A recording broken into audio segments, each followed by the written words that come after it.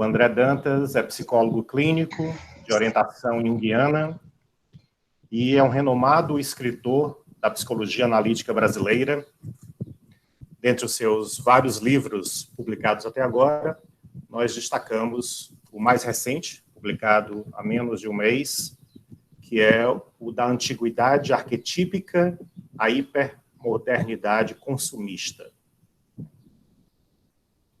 Nossa outra querida convidada é Renata Rocha. Renata Rocha é psicóloga clínica, também de orientação junguiana, é doutora em psicologia pela Universidade Autônoma de Lisboa, atualmente realiza estágio pós-doutoral no Centro de Desenvolvimento em Educação Médica da Faculdade de Medicina da Universidade de São Paulo, a USP, e é professora do curso de Medicina da Universidade de Fortaleza, a Unifor. Bom, essa é uma apresentação formal. Agora, como eles sabem, existe sempre uma apresentação afetiva quando eu os encontro. São dois queridos, um querido e uma querida, ex-alunos do curso de Psicologia da Unifor. André Dantas, como já falei em vários momentos que nos encontramos, é um daqueles estudantes que marca a vida de um professor, principalmente quando esse professor está ingressando na sua carreira docente. Então, era o meu primeiro semestre dando aulas na Unifor, em uma disciplina de primeiro semestre, leitura e produção de textos. E o André, por já ser um escritor desde a adolescência, deixou para fazer essa disciplina no final do curso, já quase se formando. E a versão que existia anteriormente era de que era uma disciplina ensinada como língua portuguesa, uma língua portuguesa de memorização de regras do português. E lá estava aquele escritor já existente desde a adolescência, na última fila, chamado na fila do fundão, que não participava da aula, que não entregava nada que o professor pedia, simplesmente fazia o que tinha de fazer numa disciplina de leitura e produção de texto. Ele lia e escrevia na dele, sozinho. Até que eu me aproximei e perguntei o que você gosta de ler, o que você gosta de escrever. E a resposta dele já estava inscrita, encarnada no seu corpo e na sua vida e no que ele faz até hoje, foi: professor, eu gosto de ler psicologia analítica, eu gosto de ler Jung, é isso que eu gosto de escrever sobre isso. Então, eu disse naquele momento, então, aqui, em leitura e produção de texto, é isso que você vai fazer, você vai escrever sobre Jung. E qual é a minha felicidade? Ver hoje o escritor reconhecido na América Latina por seu trabalho na psicologia analítica, com 4 grandes volumes, se não me falha a memória, são 4 até agora livros, depois ele me corrige se tiver algum outro, é reconhecido como uma grande contribuição ao pensamento analítico brasileiro, né? Sempre é referendado pelos seus colegas do círculo analítico. Então, essa é a minha apresentação afetiva do André Dantas, e me emociona, né, lembrar sempre desta cena, né, e lembrar cada um que é professora, cada um que é professor aqui neste grupo, que cada estudante traz consigo uma pérola a ser lapidada, a ser cuidada. Nós precisamos nos atentarmos para esses estudantes e dar a eles as oportunidades do que eles querem fazer na vida, e não o que nós, docentes, professores, desejamos que eles façam na vida. Tá? Então, André Dantas sempre me lembra desse lugar da atualização humana, da realização do seu grande potencial já existente consigo. A outra apresentação afetiva é da Renata Rocha, né? Eu encontrei no momento entre: professor, eu não sei se eu deixo a música, eu não sei se eu continuo a psicologia. Naquele momento, no primeiro contato, existia um estudante do curso de música na UES, é um curso de instrumentos, ela se dedicava ao piano, um curso extremamente exigente, de excelente qualidade no Brasil, e o curso de psicologia, que ela estava ingressando, e também gostando e se identificando muito. E eu nunca esqueci as mãos da pianista. Não à toa, nós começamos hoje escutando Chiquinha Gonzaga, em homenagem à pianista Renata Rocha. O piano que nunca saiu dela, as notas musicais que nunca saíram, nunca deixaram suas mãos. Apesar de ter optado por trilhar a carreira na psicologia, por não conseguir conciliar com a exigência da formação da pianista no Brasil e nos cursos de piano, de modo geral. Então, ali já estava uma profissional extremamente comprometida com a arte e com a interlocução entre a psicologia e a arte e a imagem e a psicologia, e uma pessoa extremamente dedicada a tudo que ela faz. E hoje a dedicação é não integral, porque ela ainda mantém o trabalho clínico em consultório, mas uma dedicação que ocupa grande parte da carga horária dela semanal como professora, a professora que ensina as médicas e os médicos, nos primórdios da sua aprendizagem, a arte da empatia, a arte da escuta, a arte do cuidado. E é essa pessoa que já existia também dentro dela na adolescência, quando eu a conheci. Depois tive a oportunidade de ser orientador de mestrado dela, orientador de doutorado e, já há alguns anos, colega de docência universitária. Ela na Unifor, e onde eu ensinei por 10 anos, e fui professor deles naquele contexto, e há 11 anos na Universidade Federal do Ceará, onde eu me encontro.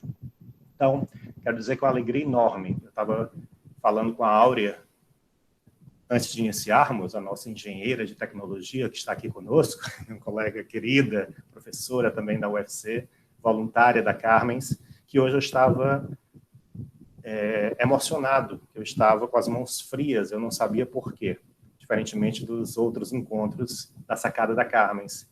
E é a mão fria lembrando dos afetos, lembrando dos reencontros, lembrando dos momentos significativos que um professor vive, né, nas suas relações com os estudantes, nas relações em sala de aula, nas relações de ensino, de pesquisa, de extensão. Então, vocês estavam me trazendo a emoção, né, dessa memória guardada nas minhas células, no meu corpo. E eu passo, então, a palavra para vocês, mas eu gostaria de começar com uma pergunta, né, de aquecimento, para que a gente possa, além do que vocês quiserem, falar livremente neste início. Isso é um espaço realmente de diálogo. Mudem a rota, mudem os caminhos, como desejarem, tá? Mas tem relação direta com a temática de hoje, né? Angústia e automutilação, e esse fenômeno que vem nos preocupando muito, principalmente no Brasil, né? Esse índice que cresce assustadoramente nos últimos anos, de jovens que, para aliviarem as suas dores existenciais, eles se cortam, eles se automutilam, eles se autopunem. Eu queria saber como é que vocês têm lido este fenômeno. Então, passo a palavra para o André Dantas. Vocês estão me ouvindo? Dá para ouvir, normal? Estou escutando, André. Pronto. Bom, boa tarde a todos, né? Agradecer. Está me ouvindo? Fica melhor com fone? Tá. Ok, André, ok. Então, agradecer ao professor Cavalcante, né, pelo convite, pelas belas palavras, né? Tive jeito, todo mundo tem, né? Então, um tema difícil, denso, né? E eu convidei a minha amiga Renata. A gente já fez uma dobradinha antes no Carmes, né, para falar sobre o livro do Rio, Um Suicídio de Alma. E eu pensei mais, quando eu chamei a Renata, da gente fazer mais um diálogo, uma conversa, porque é um tema denso, um tema difícil, um tema pesado, no sábado à tarde, né? Então, assim, eu pensei, não, vamos conversar sobre, vamos dialogar sobre, depois a gente estende esse diálogo para o grupo, né? Para todo mundo, para todos participarem. Então, vai ser menos esquema aula, palestra, e mais uma conversa mesmo. Então, bate-bola, a gente vai interromper um ao outro. como uma conversa normal, né? Toda conversa com seus entendidos e mal entendidos. Bom, quando eu pensei, né, eu já toquei nesse tema em algumas outras palestras que eu já dei sobre alguns outros temas, então eu toquei pelas bordas, né? Eu tangenciei essa temática, nunca falei diretamente sobre ela. É uma temática muito ligada ao corpo, né, às questões do corpo, que são questões muito prementes, muito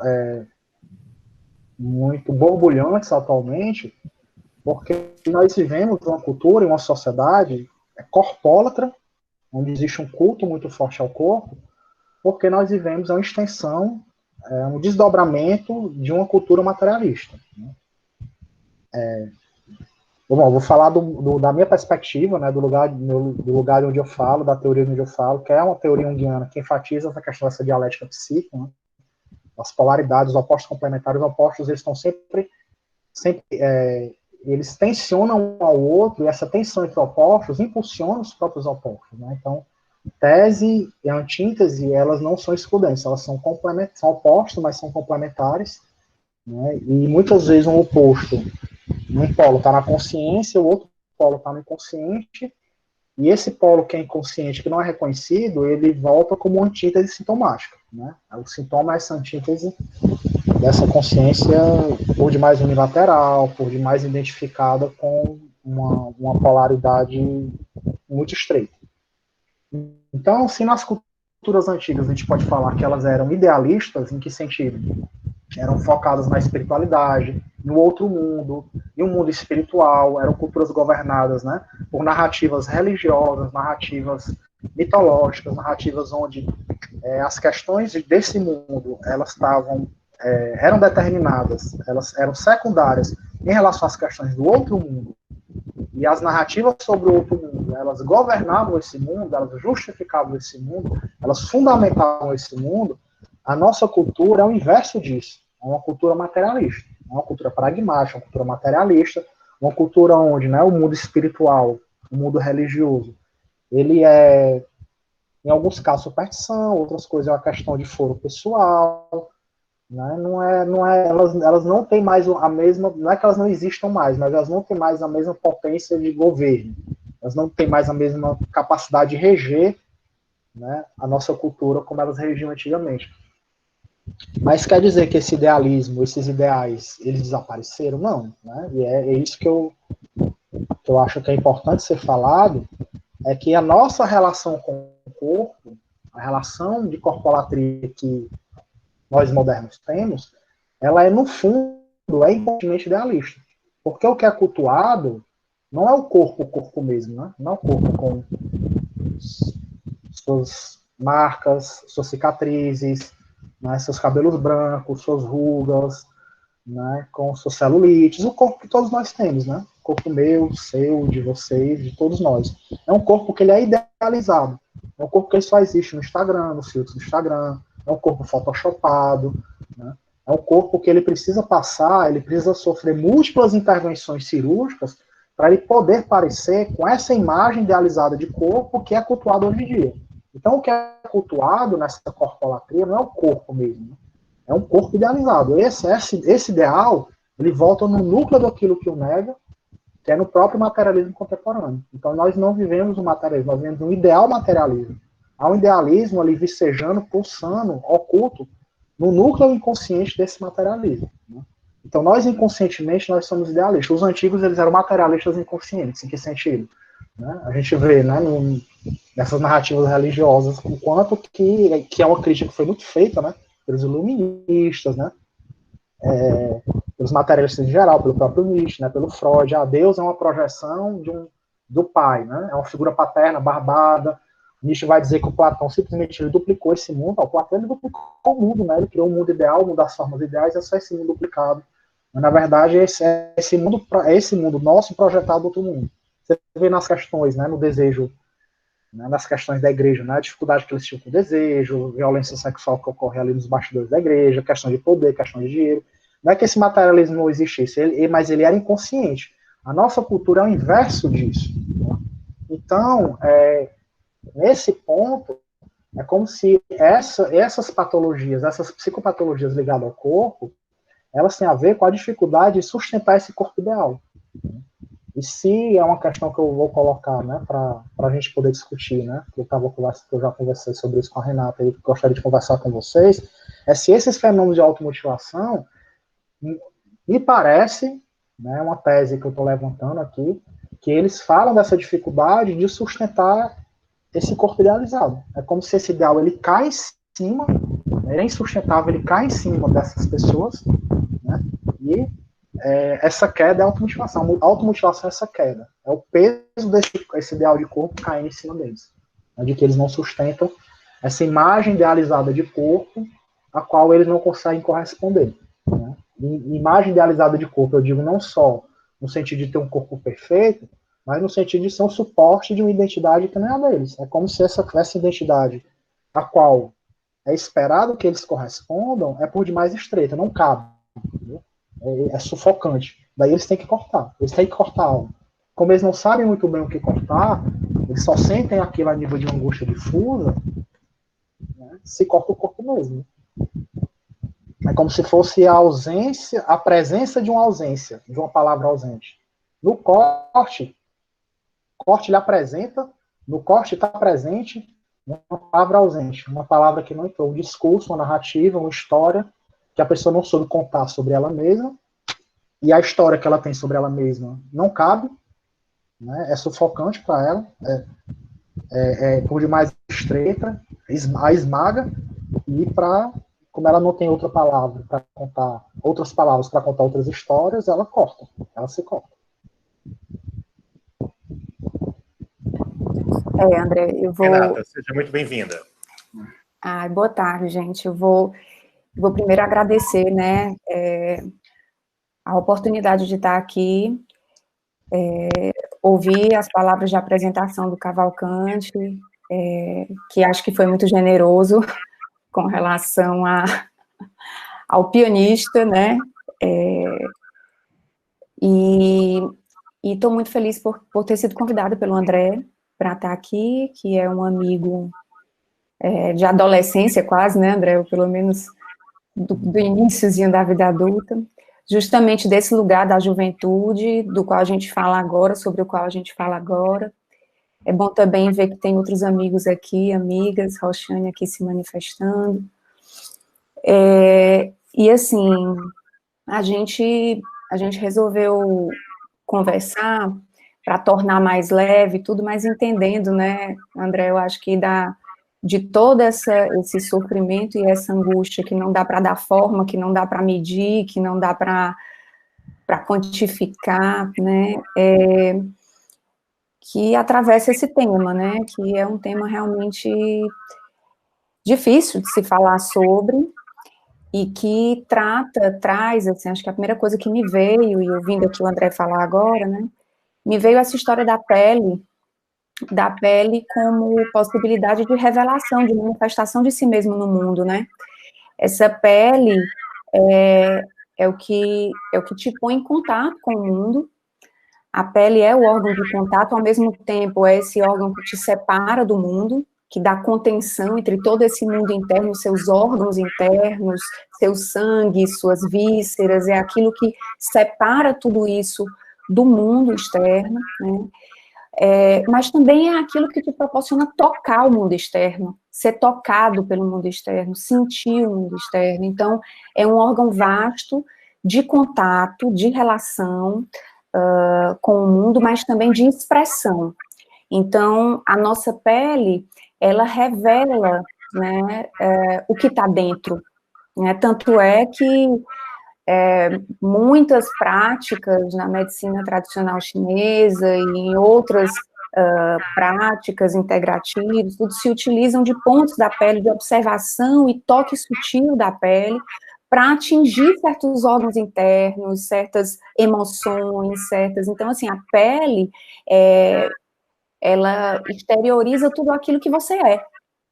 E é intrigante quando o André fala desse culto a um corpo idealizado, né, dessa corpolatria, né, porque ela leva se por um lado, né, ela leva a uma busca de um belo idealizado, né, por outro, ela leva a uma descaracterização desse si mesmo, né. Eu não entendo como é que as pessoas não morrem de medo de deixarem de ser quem são na hora que começam a se desfigurar nesses procedimentos.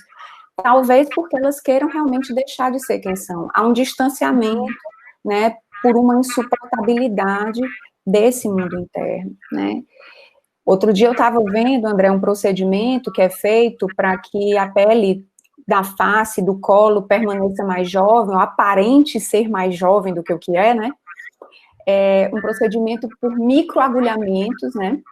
Onde um rolo com microagulhas, e acho que talvez aqui algumas pessoas até já tenham se submetido, esse já é um procedimento estético muito usual, já banalizado, onde um rolinho com microagulhas, ele é friccionado contra a pele da pessoa até provocar sangramento da pele inteira, na face, no pescoço, no colo, para uma posterior aplicação de vitaminas e de medicamentos que estimulem a renovação dessa pele. Então, é estimulada a produção de colágeno, é estimulada a absorção de vitaminas de fora para dentro, né? E a troco de uma... É interessante porque tem uma dor, mas tem um prazer, né? Nesse processo. E aí, isso nos coloca um pouco em contato com o processo de automutilação também, né? Eu achei legal pela questão da dor e do prazer, porque muitas vezes, né, os pacientes que já praticaram automutilação, que já se cortaram, eles falam muito dessa sensação de alívio, né?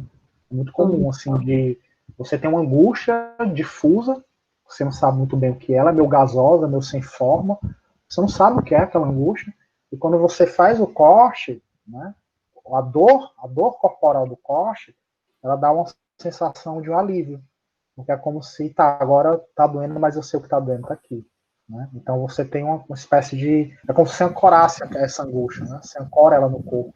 Você dá uma coragem ali, e ao mesmo tempo eu me pergunto se em muitos casos não há uma questão de a pessoa é atravessada por uma dinâmica que ela não tem o menor controle, ela se sente muito passiva, ela está numa posição de muita passividade, e quando ela faz o corte, né, quando ela se corta, ela meio que inverte um pouco e ela vai para uma posição ativa. Ela inverte o colo, ela se torna um pouco ativa. Tá, eu não sei o que está acontecendo comigo, eu tenho um sofrimento, eu não sei o que é só angústia, só uma dor que eu não sei nem dizer o nome, mas agora eu assumi aqui o controle, pelo menos o controle do meu corpo eu tenho um pouco. Eu fiz aqui um corte no meu corpo e está dolorido, esse corte quem fez foi eu. Então, se não passa também por um pouco disso, né? É um prazer na dor, né? Não um certo prazer na dor, um certo alívio. Prazer nesse sentido de um alívio, e às vezes de um prazer um pouco masoquista também, né? Prazer como é que se tem, né? Prazer eu me lembrei daquelas pessoas que elas se penduram, né? Se penduram esses procedimentos de se pendurar em suspensão e fazem perfurações no corpo.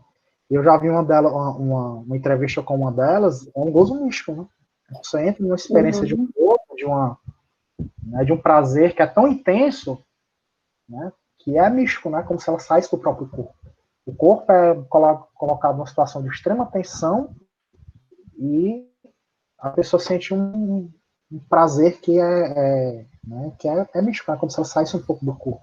E às vezes essa dialética morte e vida, enquanto que ela está presente, né, na nossas vidas, né, a própria respiração, né, a gente respira, cada respiração produz radicais livres, né, a gente morre um pouco a cada respiração. Esses resíduos da nossa respiração, né, gera químicos, né, radicais livres, que o corpo não consegue processar. Esses radicais livres, eles envenenam as células vão enrijecendo. A nossa respiração, que libera energia da nossa alimentação, é essencial para a vida. A gente morre um pouco a cada respiração. E aquelas experiências de quase morte, como ouvi as pessoas falando, elas estão com o pé na morte, elas estão no limiar ali da morte, elas vêm a vida inteira passando pela frente. Né? Como que passasse assim no flash antes dos olhos. Né? Então, como se o sentido da vida fosse revelado quando você está prestes a morrer. Então, essa questão de vida e morte, eu acho que também ela está presente, essa dialética vida e morte, essa questão dialética entre a vida e a morte, ela está muito presente também na automutilação, porque muitas vezes é como se o paciente fizesse isso para não morrer. Ele tem muitas ideações suicidas, intensas demais, e ele não passa ao ato mesmo de provocar a própria morte, né? O que faz a borda, o que faz a barreira de se matar é o corte. Né? Na hora que ele faz o corte, ele se mata um pouco, e aí ele continua vivo. Aí ele não morre, continua vivo. Uhum. Como é que a clínica da automutilação vem atuando nessa construção de novas narrativas da dor? Né? Como é que a tua experiência tem contribuído para isso, como psicólogo analítico, e também a Renata como psicóloga, e também como professora que lida com as narrativas da dor? Né? Como é que essa clínica da automutilação vem contribuindo? Acho que a primeira... tem as questões... Eu estou focando nas questões coletivas, né? Para não entrar em falar em caso... as especificidades singulares de um caso clínico, né? Um caso clínico específico singular. Mas eu acho que há que se entrar nessa singularidade, né? Há que se entrar nessa singularidade, na especificidade, porque me parece que o que é primordial, o que é essencial, é que o lugar onde aquela pessoa está, o lugar onde ela é, a identidade dela, aquilo a posição subjetiva que ela tem diante da vida, não é a dela, ela não sente como sendo dela, é estranho a ela. Ela está num lugar que é pequeno demais para ela não cabe ali, e ela precisa fazer um corte com esse lugar. Como ela não sabe fazer esse corte por meio da palavra, ela não consegue tecer uma narrativa para construir um outro lugar, consegue falar de uma maneira com as outras pessoas, que esse diálogo, né, seja uma troca onde ela realmente esteja presente. Então é como se ela precisasse, ela se apresentasse, ela se corporificasse, ela encarnasse por meio do corte. O corte é como se fosse uma espécie de uma encarnação. Ela está viva, né? Olha, eu não sou um zumbi, né? Eu não sou um robô, eu não sou uma peça da máquina, né? Eu não sou parte desse discurso coletivo que diz que eu tenho que ser quem eu sou, que diz que eu tenho que ter o corpo assim, que eu tenho que ter a bunda desse tamanho, o seio desse tamanho, de que eu tenho que ser macho porque eu tenho um pinto. Então, na hora que a pessoa faz o corte, né, ela sente o corpo realmente dela. Então, a clínica entra, né, tá? Se você... vamos... que é básico, né? Vamos falar sobre esse corte, né? Vamos falar sobre esse corte. E como tornar esse corte um corte com os discursos ao qual ela se sente presa. Como tornar esse corte um corte com essas narrativas que a engessam, que a amarram, né, que aprendem. Né? Então entra aí, né? Entra a questão da singularidade. Tem todas essas questões coletivas, que é o que a gente está focando aqui, do fenômeno coletivo, mas há algo ali de singular que é essencial, que é, vamos dizer assim, é o que vai fazer a diferença. Né? É o que realmente vai fazer a diferença. Eu fico... Na clínica psicológica e também no contexto da educação, como é que você tem visto isso? Sim. Eu até vou ler aqui um trecho de uma música que o Renato Russo escreveu, que eu acho que é bem autobiográfica e mistura a existência dele com a existência de uma Clarice, que eu acredito que também se entrelace a ele, né? De um adolescente de 14 anos, que se tranca no banheiro, e aí ele diz, quando ela se corta, ela se esquece que é impossível ter da vida calma e força, viver sem dor, o que ninguém entende, tentar ser forte a todo e cada amanhecer. Então, ela se corta e nessa hora ela se esquece dessa impossibilidade, né, nessa hora do corte. E a gente conversando antes, mais cedo, eu e o André, a gente trouxe a pele também como esse órgão, né, como essa possibilidade de vivência da sexualidade, né, existe no começo, quer dizer, em Freud a gente sabe que o bebê é um perverso polimorfo e que ele sente prazer em todo toque, em todo contato, a pele é toda via de prazer, não é?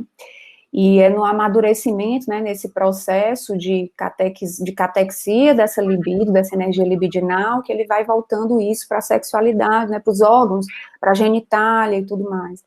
E a gente, tanto quando vê essa pessoa jovem que está entrando em contato com esse corpo, sexo, né, com a vivência desse sexo e tudo, quando a gente vê esse jovem, seja no contexto educacional, ou seja no contexto da clínica, lidando com as pressões de caber num lugar, de exigências, nesse processo de descoberta, né, tendo que ressignificar esse corpo, e como diz o André, é um corpo que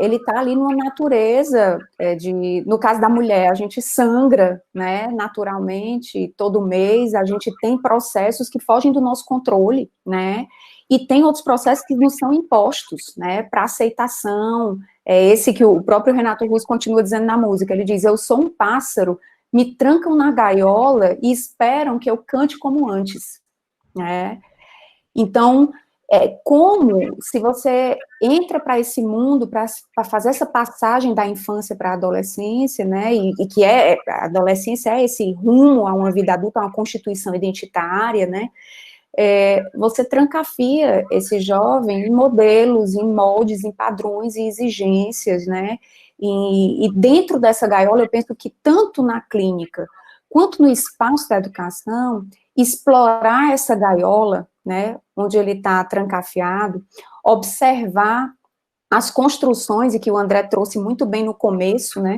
essas construções culturais, essas construções históricas, dessas gaiolas que nos aprisionam, entrar com eles nessa gaiola e sentir de dentro esse processo é muito importante, porque é daí que vai surgir, né, como diz o André, que vão surgir ferramentas, instrumentos, possibilidades de construção de narrativas que abram essa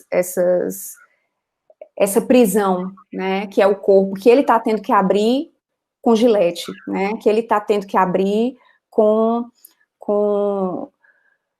objetos que machucam, né, escondido, sozinho, né, dentro do banheiro, né, então, essa coisa de questionar a gaiola, né, conhecer a gaiola, não negar a gaiola, ou não naturalizar, ou normalizar essa gaiola, esse enjaulamento, né, que é a própria vida na contemporaneidade, assim, se a gente for trazer aqui o que o André está falando, da ideia de corpo e tudo, no contemporâneo, na modernidade, a gente está aí lidando com padrões de aprisionamento muito severos, muito hostis, né, e que, é claro, essa pessoa estava com o corpo, precisava encontrar no corpo o concreto dessa angústia. Eu sinto uma angústia que é difusa, é solitária, é insuportável, né, e trazer essa angústia para o visível, como faz o artista, né, que traz, acho que o André devia até comentar, André, da Bartira e do trabalho que ela faz, né, que o artista, ele vive nesse exercício de tornar visível o invisível. Tem algo oculto que eu preciso tornar visível.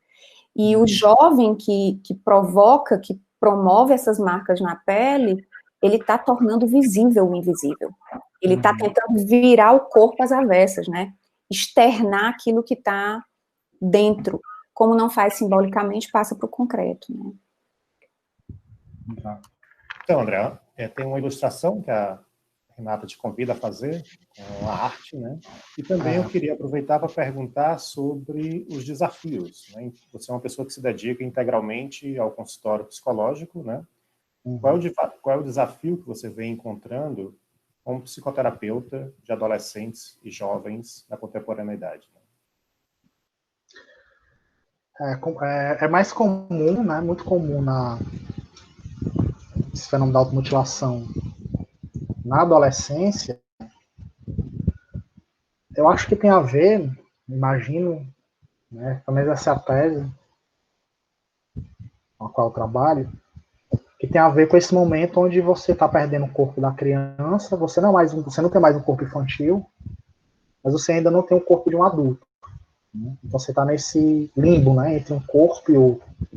E esse corpo adulto que está chegando para você, né, que é um corpo que já é sempre um corpo narrado, né, um corpo que ele já vem costurado, ele deu que vem pré-pronto para você, não te cabe, né?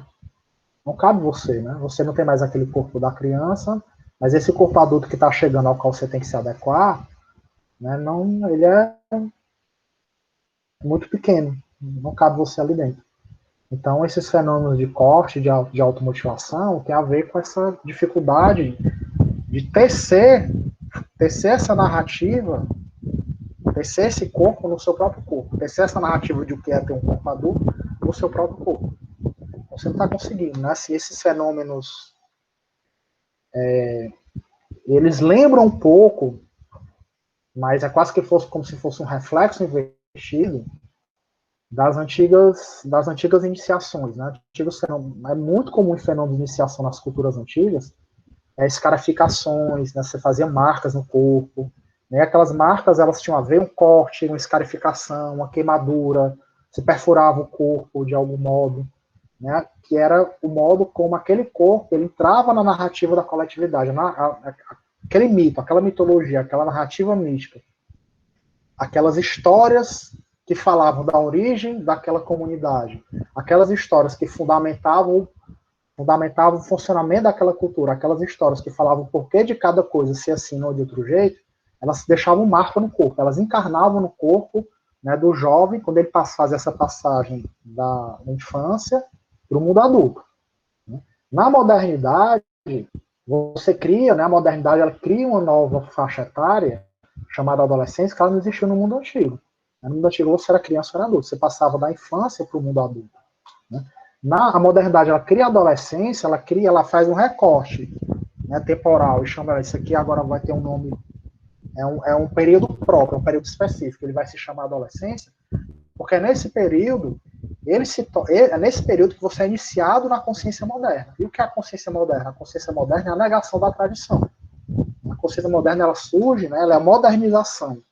Ela é verba, ela nega a tradição. As culturas antigas eram culturas da tradição, de afirmação da tradição. Por isso elas mudam muito pouco. Né? Você vê uma cultura extremamente avançada, como a cultura egípcia, por exemplo. Você pega ela 3.000 anos antes de Cristo e pega ela 500 anos de Cristo, né, 2.500 anos. O quão pouco ela mudou em 2.500 anos. Né? E você pega a nossa, o quão rápido ela muda, né, de um ano para o outro. Né? O próprio fenômeno da moda. Então, a adolescência é esse momento onde você é iniciado nessa consciência moderna. É o momento de iniciação dessa consciência moderna. E essa iniciação, ela aparece, ela é encarnada, ela é simbolizada no conflito das gerações, a rebeldia adolescente. Né? Então, o adolescente ele se rebela contra os pais se tornam representantes da tradição. E ele tem que buscar a sua singularidade própria, a sua identidade própria, a sua voz própria, né? E fazer esse culto ao novo. O mundo antigo era o culto ao antigo. Né? Eram narrativas de origem, os rituais eram rituais de celebração da origem, né, da origem de algo. E a modernidade é o inverso, ela não faz o culto às origens, ela cultua o novo. Né, o culto ao novo. O adolescente, ele é a personificação, é a simbolização, a encarnação desse culto ao novo e da negação da tradição. Daí porque é cada vez mais estendida. Né? A gente tem adolescente de 40 anos, 50 anos, às vezes você sai da adolescência, nos 50 anos você se separa e volta à adolescência de novo. Ela está sempre circulando porque, enfim, ela é a própria personificação da modernidade. Só que o que acontece? Essa coletividade que estava em primeiro plano nas culturas antigas, né, que eram culturas tradicionais, e na modernidade ela passa para o segundo plano. A modernidade ela enfatiza muito a individualidade, o nome próprio, né, quem você é. Só que essa coletividade não sumiu, né? Ela continua operando ali, só que ela opera agora não por imposição, mas por sedução. É tipo assim, ela não diz assim, olha, você tem que ter um corpo magro, um corpo sarado, um corpo musculoso, um corpo chapado, né? Mas seria tão bom se você tivesse, olha, você seria tão mais feliz se você fosse magra, muito mais feliz, sua vida seria muito melhor. Você gozaria muito mais, seria muito mais prazer se você tivesse um bícepszinho, né? Todo trabalhado, um peitoral, uma barriga de tanquinho. Então é por sedução, é mais sutil, mas é muito mais eficiente, é brutalmente mais eficiente, porque que por imposição. Entendeu? Porque se você coloca como imposição, o nosso espírito adolescente ele já se rebela contra. Como é por sedução, é mais sutil, é mais eficiente, e se você não está à altura, porque aí é com você, né? Olha, seria muito melhor se você tivesse. Mas, meu amigo, no pain, no gain, né? Você tem que ir para academia, você tem que ir para o crossfit, você tem que ter grana para fazer cirurgia plástica, né? Se você não conseguir, o problema é seu, né? Aí, então você tem essa coletividade operando de uma maneira inconsciente, mais sutil, muito mais brutal em termos de eficiência. E na adolescência, quando você está se rebelando contra, né, essa norma, essa normatividade, essa coletividade,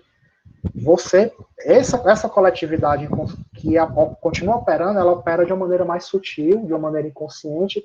Daí, porque o adolescente, ao mesmo tempo, é aquele que se rebela e aquele que é muito poroso a modas, né? E essa moda desse corpo idealizado, né, ela é muito forte, muito forte, muito forte, né?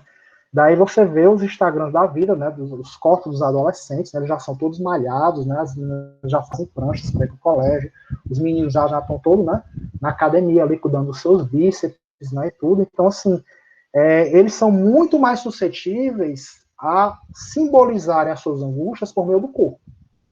Por meio do corpo. Então, assim, vem muito no corpo. E a automutilação, você tem vários, né, você tem anorexia, bulimia, tem vários fenômenos, né? A automutilação é um desses fenômenos onde o corpo ele faz a vez de palavra, a simbolização ocorre por meio do corpo.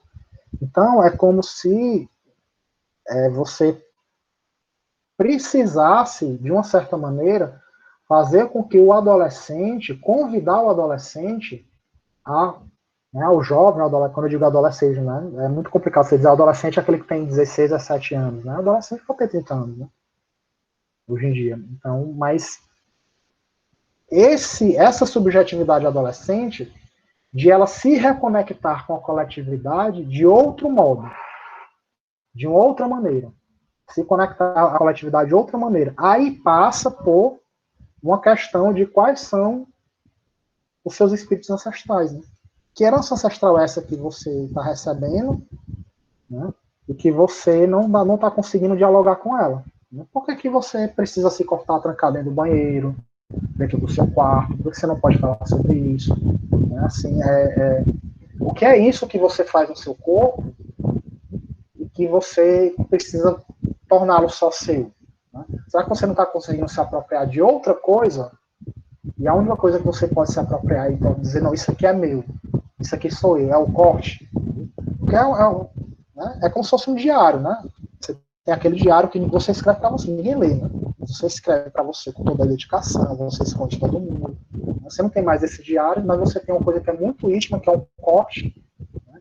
Que diz muito sobre a sua relação com tudo que está acontecendo ao seu redor. Né?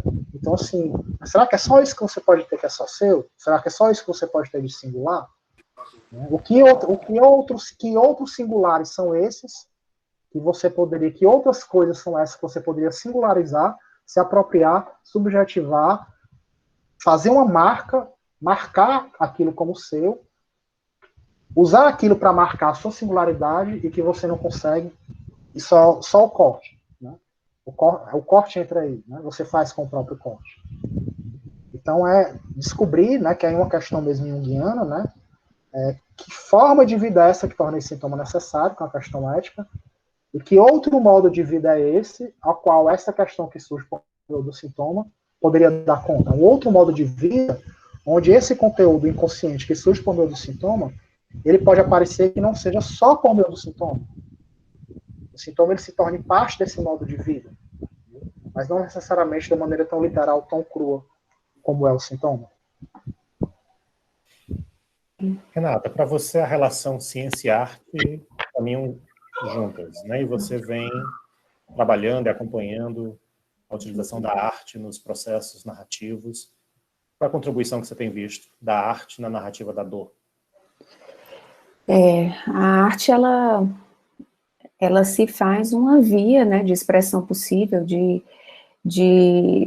expressão criativa, né, de outras, ela entrega outras formas possíveis e criativas dessa narrativa, porque o corte, como o André estava colocando bem, o corte é narrativa, o corte é uma escrita, né, é uma escrita, é uma forma de escrever do próprio mundo, né, e as ferramentas da arte, a própria arte, a vivência da arte, ela proporciona, ela te entrega outras possibilidades de escrita, né, te entrega outras possibilidades de narrativa, de registro, inclusive que possam, em algum momento, se tornarem coletivas, que não necessitem, que possam ser expostas ao coletivo, fazer parte de um coletivo, né?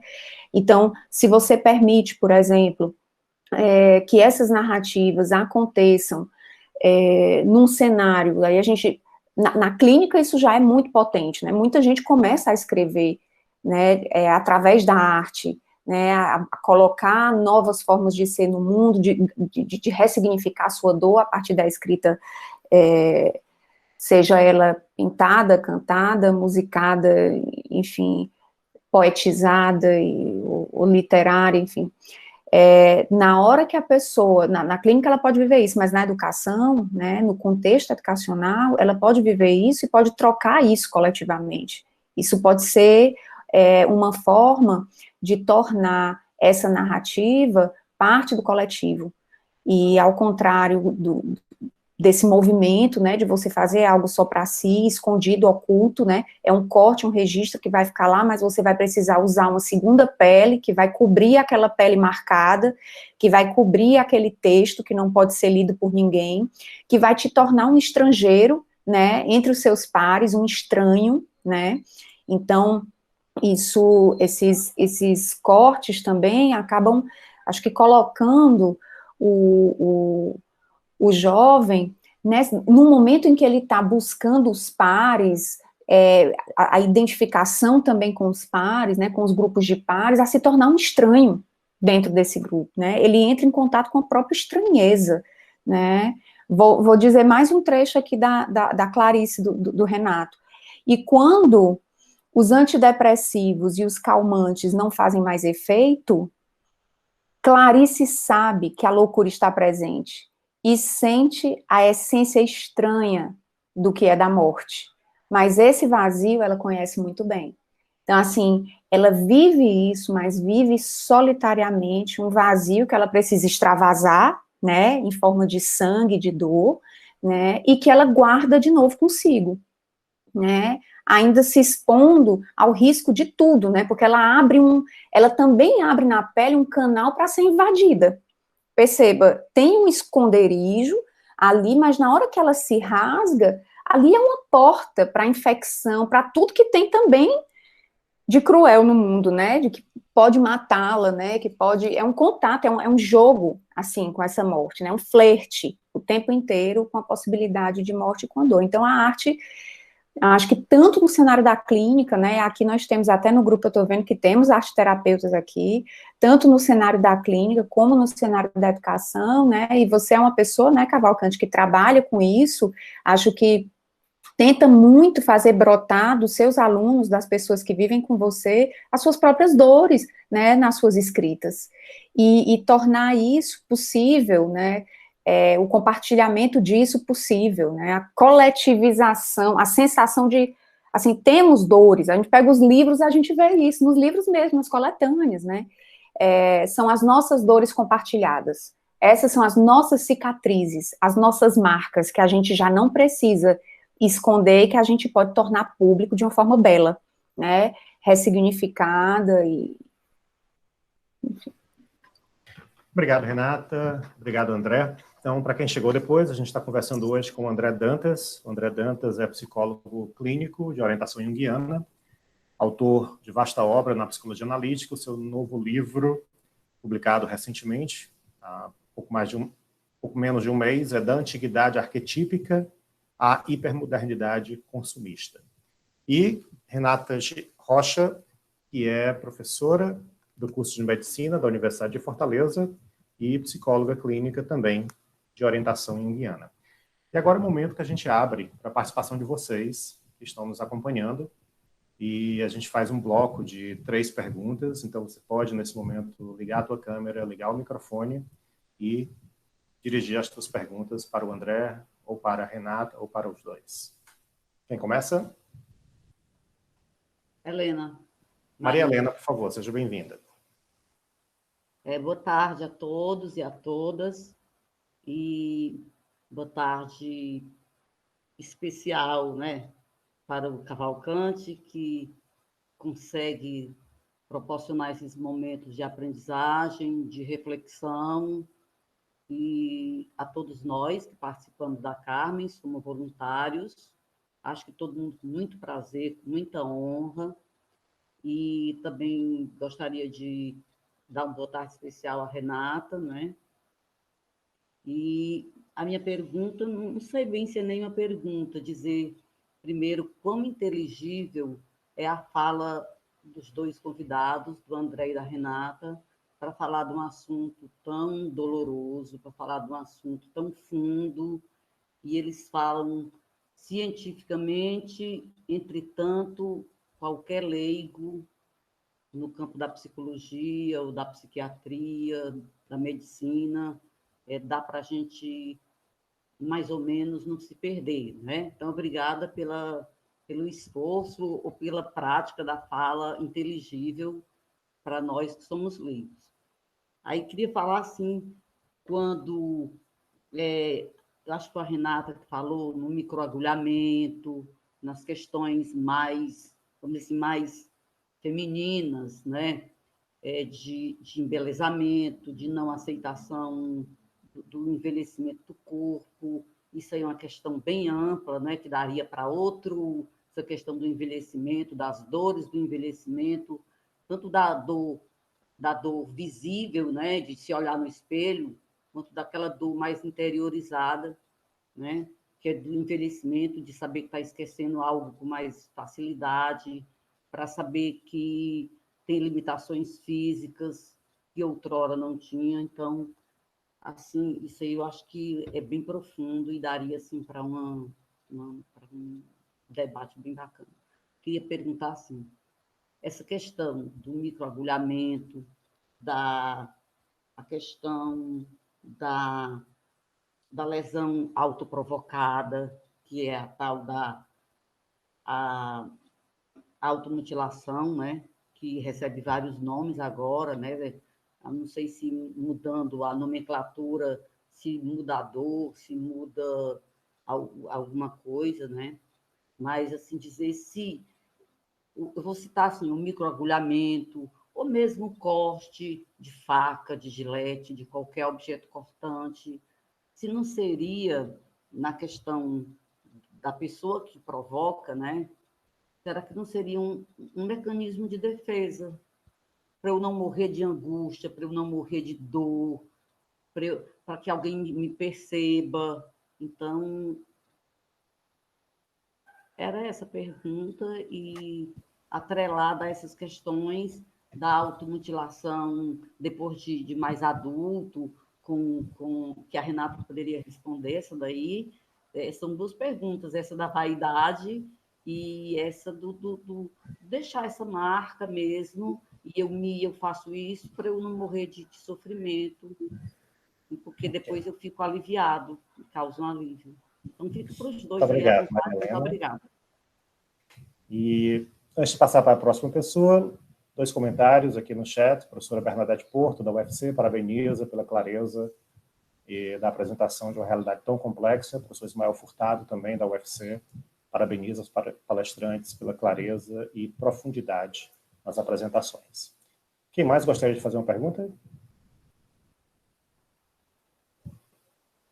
Ou comentário? É a Roxane, por favor.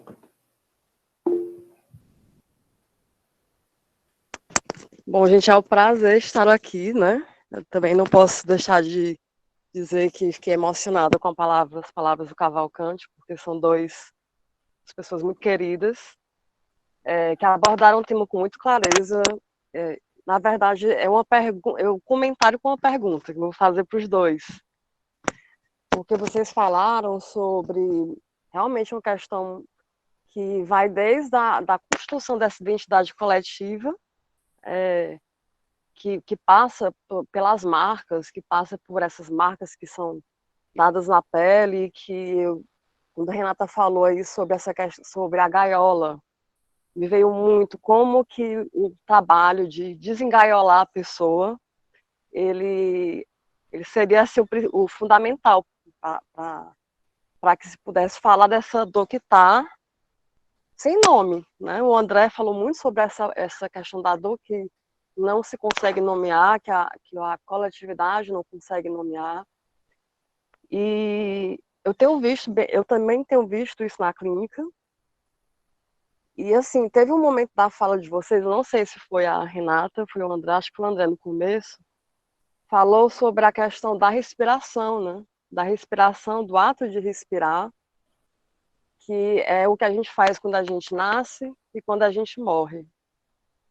E aí eu fiquei pensando, fiz uma relação agora da respiração com a pele, com as marcas, com as feridas, as dores que são trazidas.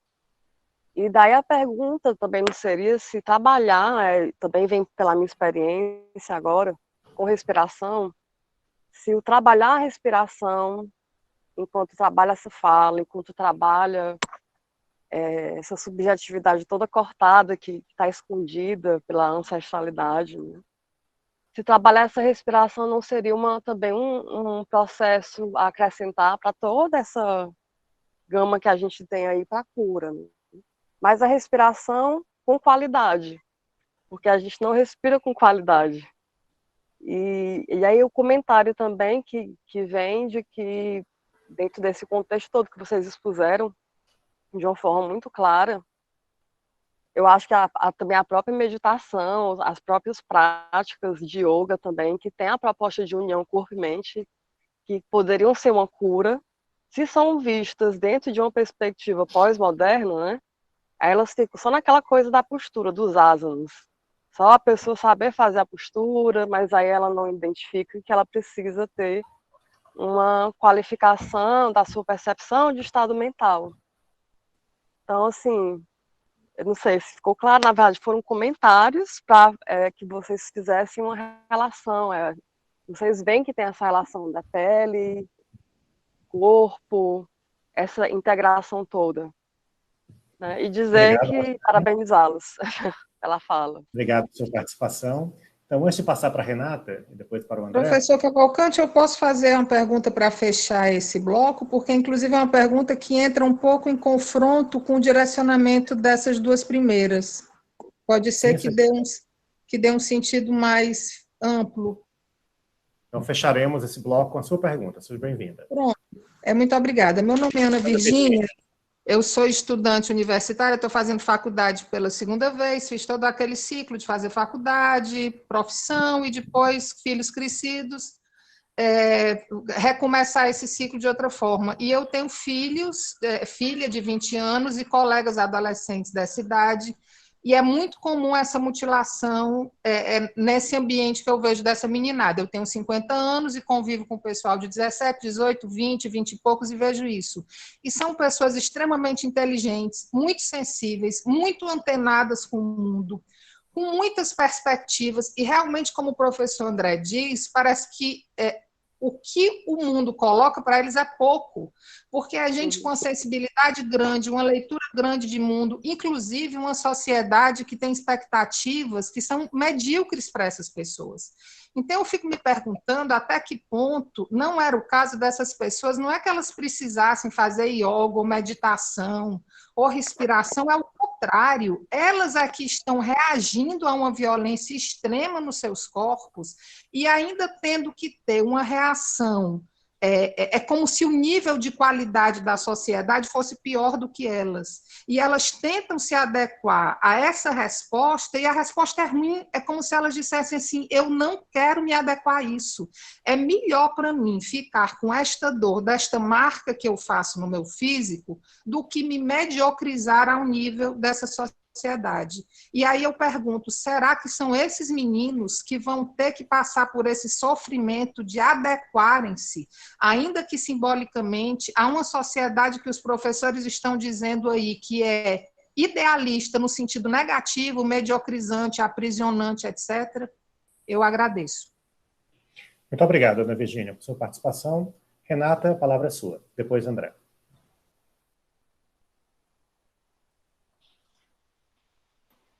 Eita, gente, eu tenho que organizar aqui minhas ideias, que agora deu, assim, uma leve bagunçada aqui.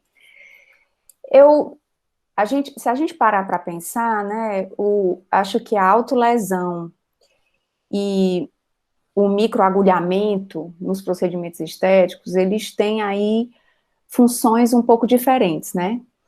No caso da autolesão, ela é como se ela tivesse uma função de lhe diferenciar, né? É uma coisa de tirar um pouco você daquele todo, de você encontrar no concreto uma expressão para si mesmo, algo que te diga dessa tua dor.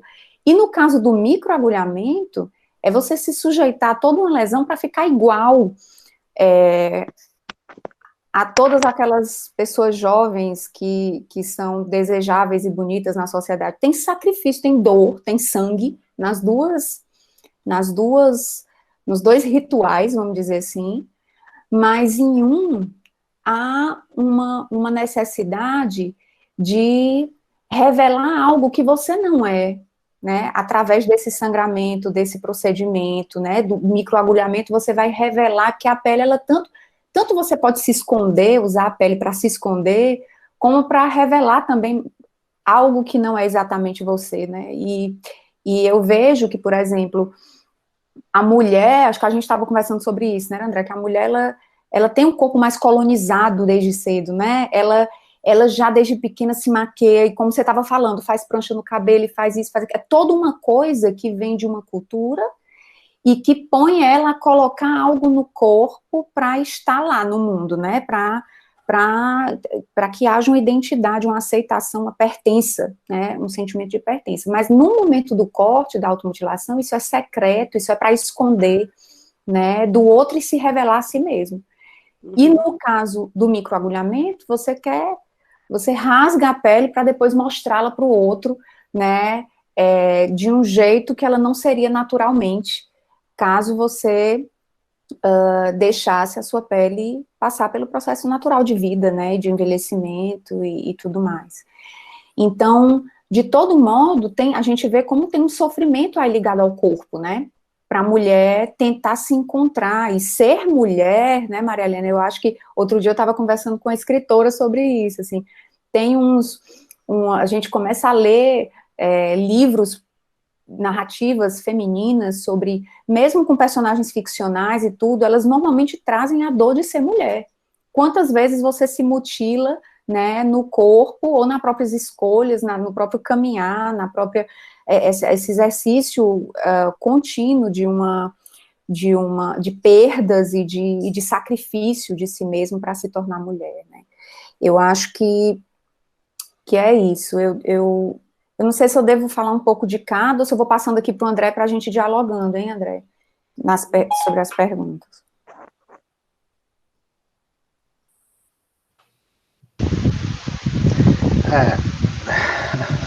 Perguntas difíceis, né? Eu vou pela ordem, né? A da Roxane, as práticas de respiração, né, ligadas à meditação, à yoga, elas ajudam, né? São outras formas de se conectar com o corpo, né? Você sentir o corpo de outra maneira, né? Acho que a meditação ela passa muito pelo corpo, de você entrar em contato com o seu corpo.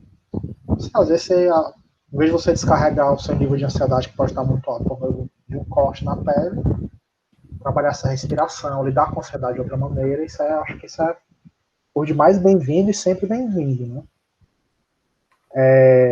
Então, sim, né? Com certeza, são práticas que ajudam muito a lidar com pessoas que não só de automutilação, mas que têm um nível de ansiedade muito elevado, que é muito comum também, né, no momento onde a pessoa está, né, com aquela angústia muito intensa, o nível de ansiedade está muito alto e o corte ele dá um certo alívio, né, dá uma certa sensação de alívio, porque é uma dor que é visível, é uma dor que você está aqui, é isso aqui, né? Você se apropria daquela dor, que quando você sente ela só de uma maneira subjetiva, né, é muito difusa e você é engolido por ela, né? Ela meio que te atropela, ela vem, passa acima de você. Na hora que você faz o corte, é como se você toma ela para você e você tem um controle, né? Você tem essa sensação de que você, de alguma maneira, está no controle, né? Então, E a da Ana Virgínia é bem mais complexa, mais complicada, né? Então eu vou falar da performance da Bastira Dias.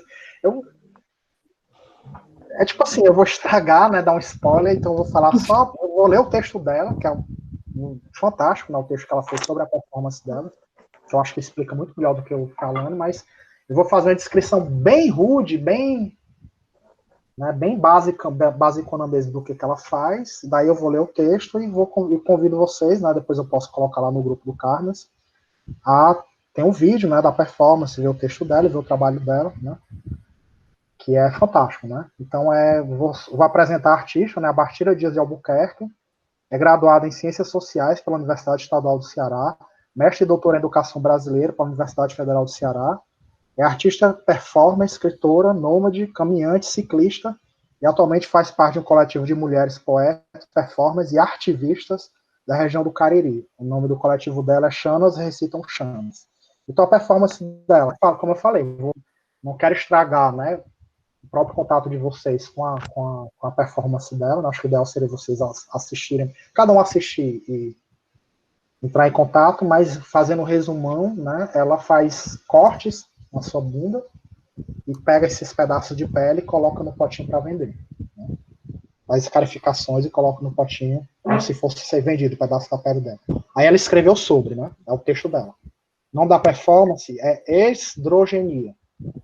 O dentro da pele, para fora do ar, esdrogenia, né, ela coloca entre parênteses, constitui uma das performances de transformação corporal da série Esdrógeno, pesquisa que se dá com a invenção e criações de corpos exteriores ao homem, iniciada em 2012 por Bastira Dias, dessignificando o elemento bunda como ordem abjetual da sexualidade feminina brasileira. A performance busca criar novas relações com o corpo, questionando o uso dele enquanto mercadoria e a banalização da violência machista que se dá neste processo, que são subestimadas pela sociedade patriarcal. Com o corte da pele da bunda, se faz corpo desfigurado, dentro de um ideal de beleza, de uma relação heteronormativa e binária com o corpo. A bunda, que não tem sexo, pois é a única parte do corpo apresentada na performance, é escarificada. Estas marcas se assemelham a celulites. O bife é vendido numa irônica expressão da violência, onde o dentro da pele se põe para fora, como carne morta barata. A pele que fica para além da superfície se livra do padrão. Se permite a destruição do corpo sexo gostosa, do belo e do prazer heteronormatizados. Então aqui é a escarificação transformada em obra de arte. Então até que ponto, né, quando me falaram dessa performance, não conhecia, né, a artista nem a performance, quando me falaram sobre, é como se de uma certa maneira ela dá uma voz, ela transforma ela dá uma potência de protesto a esse protesto inconsciente e silencioso que é a automutilação. Como se as pessoas que se automutilam, os jovens que se automutilam, eles exercem um certo protesto, mas ele é inconsciente, porque ele não tem consciência, né? Ele não tem uma clareza, ele não tem as palavras, por isso não é um protesto consciente. E não é um protesto também porque é oculto, né? Ele esconde das outras pessoas. Ele se comunica pela internet, né? Tem essas comunidades, né, de automutilação. Você faz parte, ao mesmo tempo você esconde, ao mesmo tempo você entra numa espécie, você é iniciado numa tribo meio escondida, né? Meio também esse fenômeno de coletivização, de você ter um certo senso de pertencimento a um grupo, né, que sofre como você sofre, mas eu acho que a importância desse trabalho, né, que eu coloquei aqui, dessa performance dela, né, esdrogenia, é de que ela consegue dar voz, ela transforma em arte, né, e isso que a Renata falou, né, que é essa a genialidade do artista. Eu acho que isso que torna as pessoas artistas é tornar visível o invisível, né?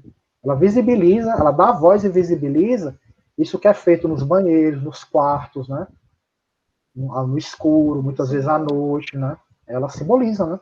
Ela simboliza e transforma isso em arte. Né? Essa é a diferença entre o sintoma e o símbolo. Né? O símbolo ele consegue fazer com que aquilo, o singular e o coletivo, o símbolo na psicologia ele faz a ponte entre os opostos. Então ele comunica o singular e o coletivo, a consciência e o inconsciente. Né? E o artista é aquele que Os artistas fazem, os psicólogos correm atrás, né? Então a gente fica correndo atrás deles.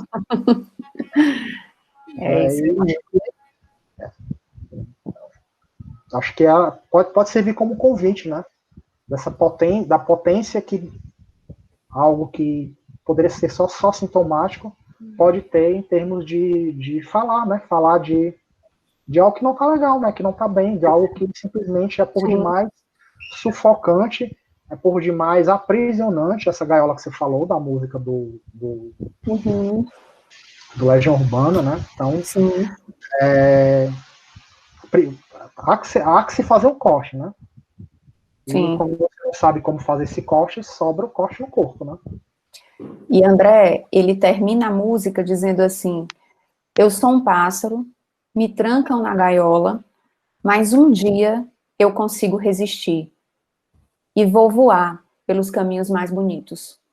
E eu fiquei também aqui imaginando, né, aquilo que a gente estava falando das cicatrizes de automutilação que viram tatuagens, que viram imagens e símbolos de transformação, né, e que a gente sabe que muitas vezes a literatura mostra que essas práticas de autoescoriação, de autolesão, elas estão muitas vezes limitadas num tempo de vida, né, num período de trânsito, um trânsito ali na construção mesmo identitária, no processo de elaboração de algumas dores, né, e aí, assim, eu ouvindo a Ana Virgínia se colocar, né, com relação à juventude, que acha que as pessoas esperam pouco, e que acho que a gente talvez tenha que eu não sei, eu não sei se a palavra empoderar eu acho que as linguagens estão muito limitadas, né? Eu acho que está faltando palavras mesmo para os jovens, porque a linguagem está cada vez mais, está minguando, né? As possibilidades de expressão, elas vão minguando, e uma das coisas que talvez a gente possa fazer, acho que todos nós, né, psicólogos ou não, professores ou não, é conviver e estimular o convívio com múltiplas linguagens, né, sustentar, assim, a sobrevivência da diferença, da diversidade, né, das multiplicidades no mundo, né,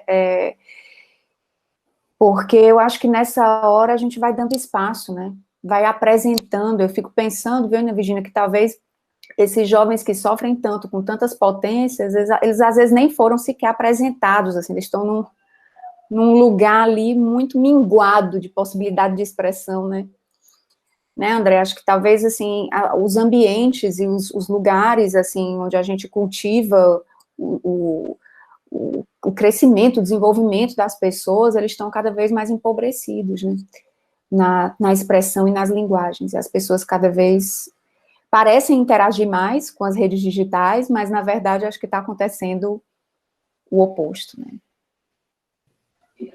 Nesse segundo bloco, nós vamos ler as perguntas que estão aqui no chat. Então, são 3 perguntas, e com esse bloco nós encerraremos e escutaremos as respostas e já as palavras também finais do André Dantas e da Renata Rocha. Então, a Isa pergunta se o corte pode ter, em algum nível, o propósito de chamar a atenção para si, principalmente quando mostrado a parentes ou outros. A Dayana pergunta sobre a relação da automutilação com a construção da identidade de gênero. Se existe uma relação entre identidade de gênero e automutilação. E, por fim,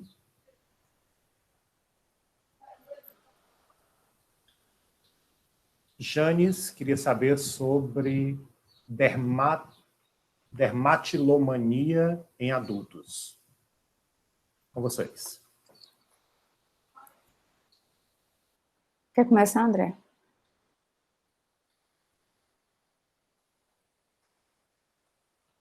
Qual era a primeira? Eu perdi a primeira. Vou começar por essa automutilação e identidade de gênero, né? Que é muito comum a automutilação, mas em mulheres, que eu acho que tem a ver com isso que a Renata estava falando, né? O corpo da mulher ela é muito mais cobrado, né? Ele é muito mais colonizado, ele é muito mais aprisionado por essa imagem ideal de corpo, né? Ele é muito mais idealizado. O corpo feminino só fica vender tudo, né, hoje em dia, né? Tudo, né? Você vende geladeira, você coloca uma mulher gostosa do lado de uma geladeira e vende a geladeira dizendo que a geladeira é tão gostosa quanto a mulher, né? E esse corpo gostoso, né? Esse corpo saboroso, esse corpo que pode ser comido como a comida da geladeira, é um corpo totalmente padronizado, né? O corpo, como a Batista colocou, o corpo bife, né?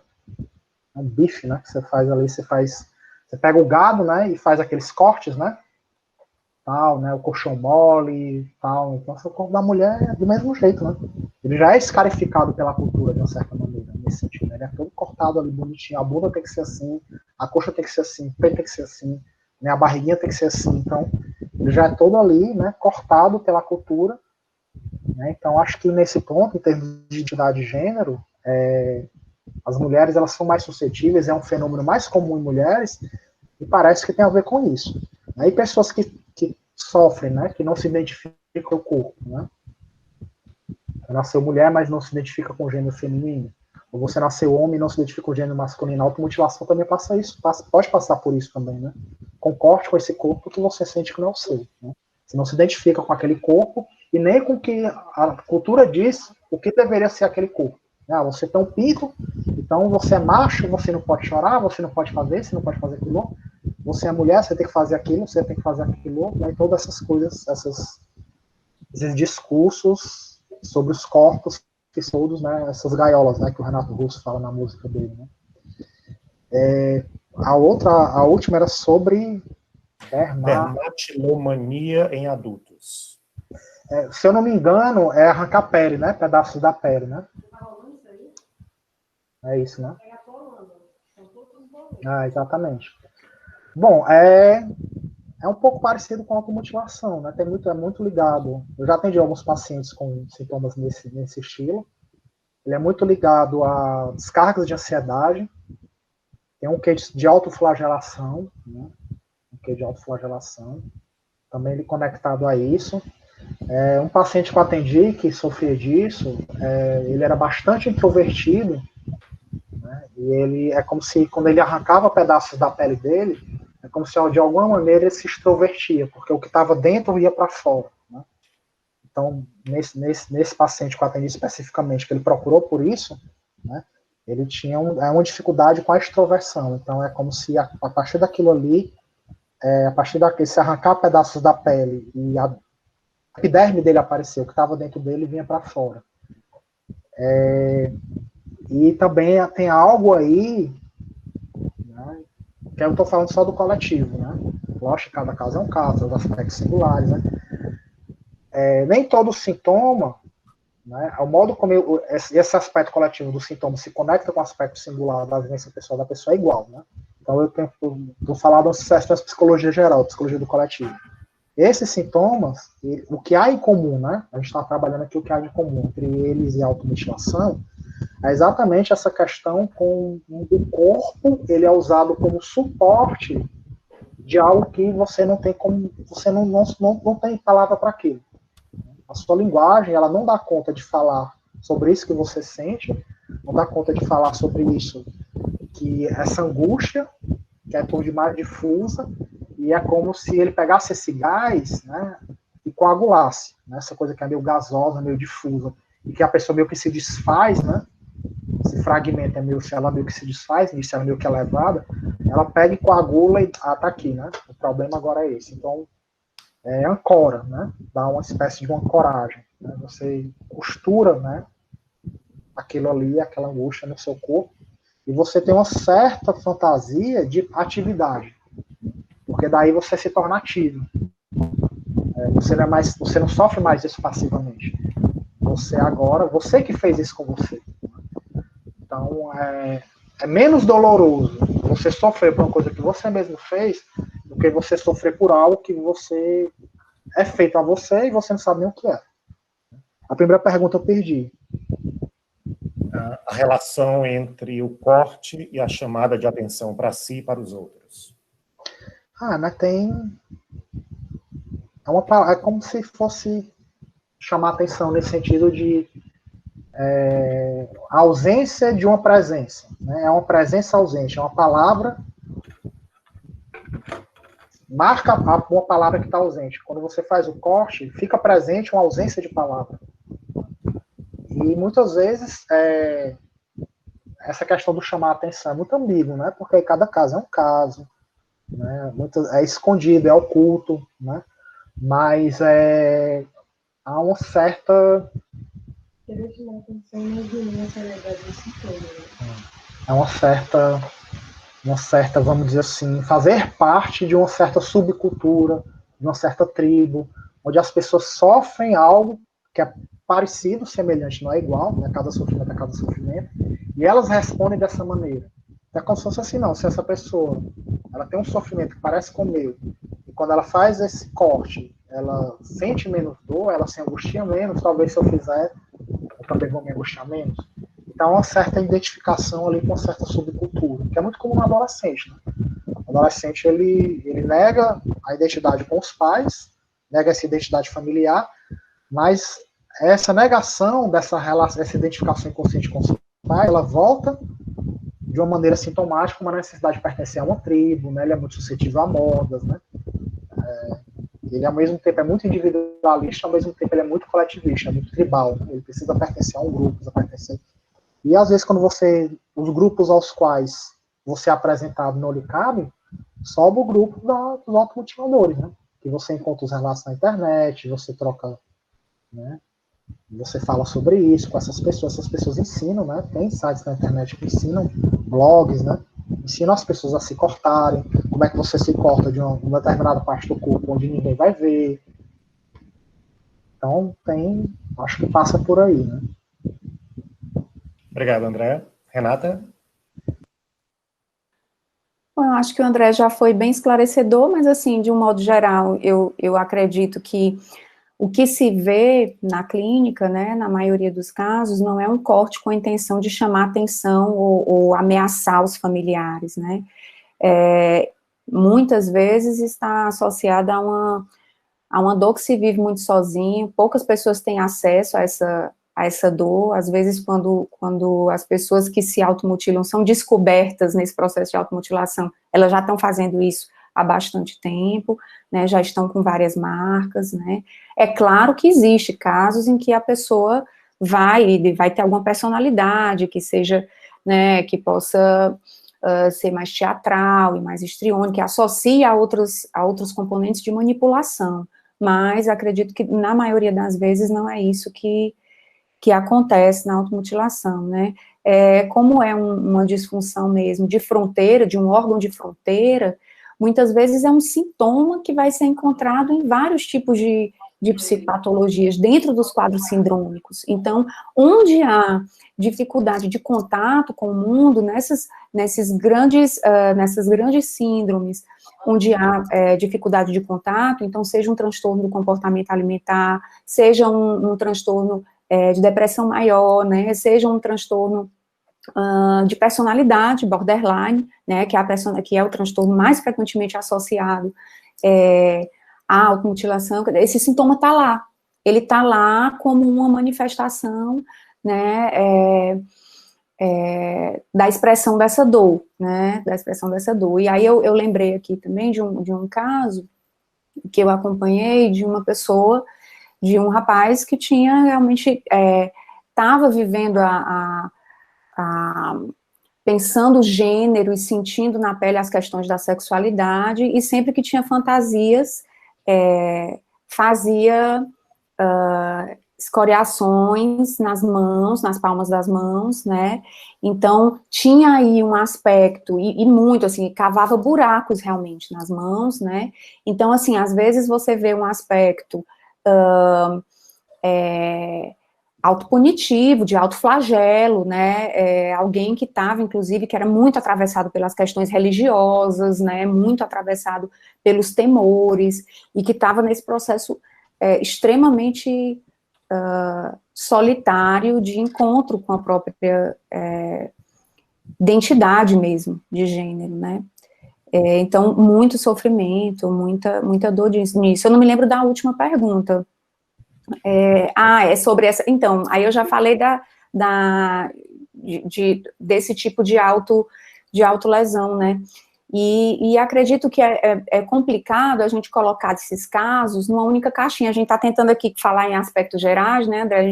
É difícil também analisar caso clínico aqui, num contexto de muita exposição e tudo mais, mas, assim, acho que as situações todas, elas são muito complexas, muito individuais, né, e tocam em questões também culturais, e que atravessam aí gerações, vêm da ancestralidade e nos mobilizam. Eu acho que o que a gente precisa realmente é lançar um olhar, né, talvez mais empático, um olhar compassivo mesmo, diante da dor do mundo, né, e se abrir um pouco mais para acolher o que é estranho, inclusive, né, porque a gente, às vezes, até tem resistência, né, teme e se afasta dessa estranheza. Acho que do lugar de psicólogos, essa estranheza, como a gente conversava mais cedo, né, André, às vezes nos atrai mesmo, né, essa coisa da dor e de acolher, e de conhecer, e de